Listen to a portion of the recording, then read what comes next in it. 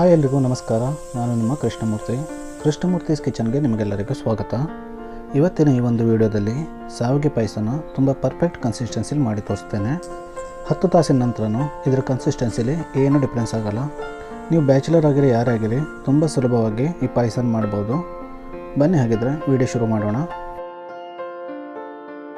ಮೊದಲಿಗೆ ಗೋಡಂಬಿ ಹಾಗೂ ದ್ರಾಕ್ಷಿನ ಫ್ರೈ ಮಾಡ್ಕೊಳ್ಳೋಣ.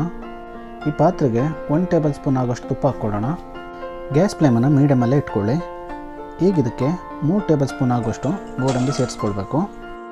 ಗೋಡಂಬಿನ ಲೈಟ್ ಬ್ರೌನ್ ಆಗೋವರೆಗೆ ಫ್ರೈ ಮಾಡ್ಕೊಳ್ಳೋಣ. ನೋಡಿ, ಗೋಡಂಬಿ ಲೈಟ್ ಬ್ರೌನ್ ಆಗಿದೆ. ಈಗ ಇದಕ್ಕೆ 2 ಟೇಬಲ್ ಸ್ಪೂನ್ ಆಗೋಷ್ಟು ದ್ರಾಕ್ಷಿ ಸೇರಿಸ್ಕೊಂಡು ಎರಡನ್ನು ಚೆನ್ನಾಗಿ ಫ್ರೈ ಮಾಡ್ಕೊಳ್ಳೋಣ.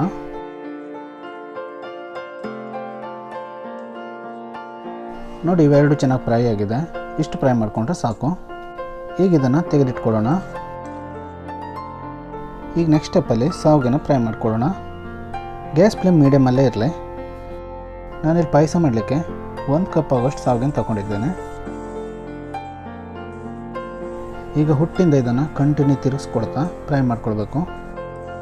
ಇದನ್ನು ಹೈ ಫ್ಲೇಮಲ್ಲಿ ಇಟ್ಕೊಂಡು ಫ್ರೈ ಮಾಡಬೇಡಿ. ಹೈ ಫ್ಲೇಮಲ್ಲಿ ಇಟ್ಕೊಂಡು ಫ್ರೈ ಮಾಡಿದರೆ ಹೊರಗಡೆ ಅಷ್ಟೇ ಕಲರ್ ಬರುತ್ತೆ, ಒಳಗಡೆ ಫ್ರೈ ಆಗಿರಲ್ಲ. ಅದರಿಂದ ಇದನ್ನು ಲೋ ಟು ಮೀಡಿಯಮ್ ಫ್ಲೇಮಲ್ಲೇ ಫ್ರೈ ಮಾಡ್ಕೊಳ್ಬೇಕು. ನೋಡಿ, ಶಾವಿಗೆ ಚೆನ್ನಾಗಿ ಫ್ರೈ ಆಗಿ ಬ್ರೌನ್ ಕಲರ್ ಆಗಿದೆ. ಇಷ್ಟು ಫ್ರೈ ಮಾಡಿಕೊಂಡ್ರೆ ಸಾಕು. ಈಗ ಇದಕ್ಕೆ ಅರ್ಧ ಲೀಟ್ರ್ ಸ್ವಲ್ಪ ಬಿಸಿ ಇರೋ ಹಾಲನ್ನು ಸೇರಿಸ್ಕೊಳ್ಬೇಕು. ಇದ್ರ ಜೊತೆಗೇ ಅರ್ಧ ಲೀಟ್ರು ಬಿಸಿ ಇರೋ ನೀರನ್ನು ಸಹ ಸೇರಿಸ್ಕೊಳ್ಬೇಕು. ಈಗ ಇದನ್ನು ಚೆನ್ನಾಗಿ ಮಿಕ್ಸ್ ಮಾಡ್ಕೊಳ್ಳೋಣ. ಶಾವಿಗೆಲ್ಲ ಚೆನ್ನಾಗಿ ಮಿಕ್ಸ್ ಆಗಿದೆ. ಈಗ ಗ್ಯಾಸ್ ಫ್ಲೇಮನ್ನು ಮೀಡಿಯಮಲ್ಲೇ ಇಟ್ಟು ಇದನ್ನು ಚೆನ್ನಾಗಿ ಕುದಿಸ್ಕೊಳ್ಬೇಕು. ನೋಡಿ, 8 ನಿಮಿಷ ಆಗಿದೆ. ಶಾವಿಗೆ ಸ್ವಲ್ಪ ಬೆಂದಿದೆ. ಇದೇ ಸಮಯದಲ್ಲಿ ಇದಕ್ಕೆ ಇನ್ನೊಂದು ಅರ್ಧ ಲೀಟ್ರ್ ಆಗುವಷ್ಟು ಬಿಸಿ ಇರೋ ಹಾಲನ್ನು ಸೇರಿಸ್ಕೊಳ್ಬೇಕು. ಈಗ ಸೌಟಿಂದ ಹೀಗೆ ತಿರುಗಿಸ್ಕೊಳ್ತಾ ಶಾವಿಗೆ ಚೆನ್ನಾಗಿ ಬೇಯೋವರೆಗೆ ಮೀಡಿಯಮ್ ಫ್ಲೇಮಲ್ಲೇ ಇದನ್ನು ಕುದಿಸ್ಕೊಳ್ಳೋಣ. ನೋಡಿ, ನಾನಿದನ್ನು 8 ನಿಮಿಷ ಕುದಿಸ್ಕೊಂಡಿದ್ದೇನೆ. ಶಾವಿಗೆ ಎಲ್ಲ ಚೆನ್ನಾಗಿ ಬೆಂದಿದೆ.